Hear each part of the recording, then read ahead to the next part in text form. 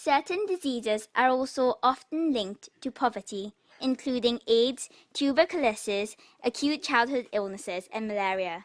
This is due to poor sanitary conditions or poor living conditions and inability to afford early detection and vaccination. Households may encounter problems due to poverty. Financial insecurity may cause members of households to move back and forth in search of work repeatedly, sometimes over long distances, causing household composition to fluctuate markedly. Unemployment and insecurity has also affected young people's ability to form households or make any kind of long-term plans. Illness, death, and quarrels amongst and within family may also result from poverty. Children and youth also suffer the impacts of poverty. Children may be divided and distributed among different households.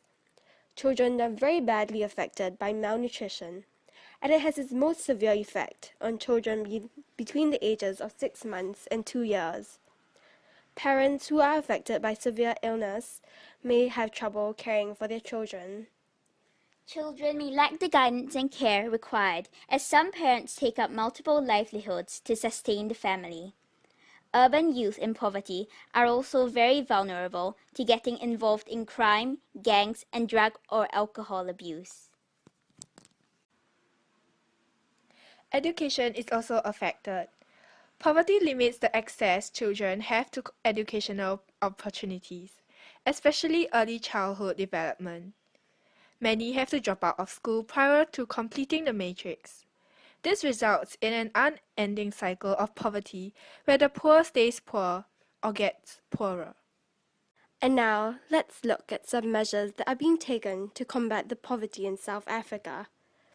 Firstly, Jacob Zuma government created the Department for Women, Children, and People with Disability, which was established to empower and ensure social justice and the development for women, particularly the rural poor.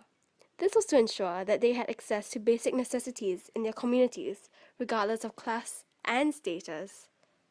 Next, the government presented a new mandate to include sanitation as a necessary condition for human settlement, and emphasized that housing is not just about physical structures, but should encompass other aspects aimed to ensure the overall individual well-being.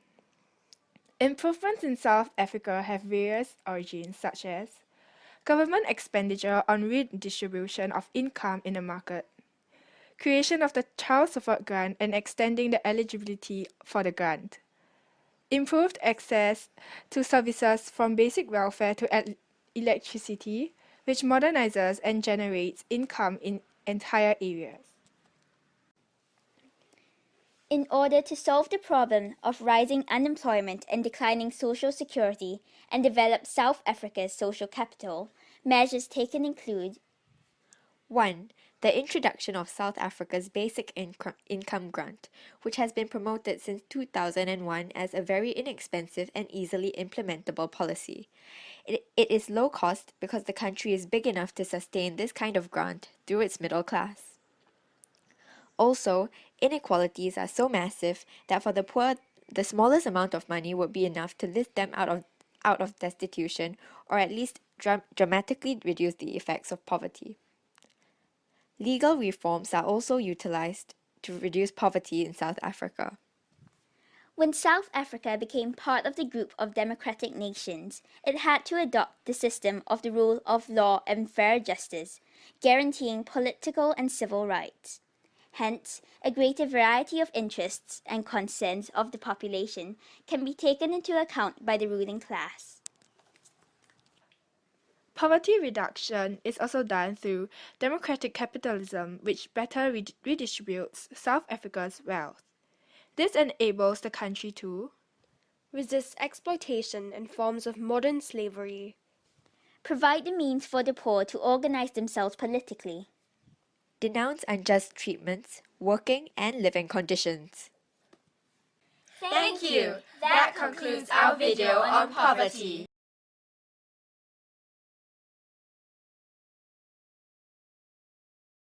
Created using pt.2.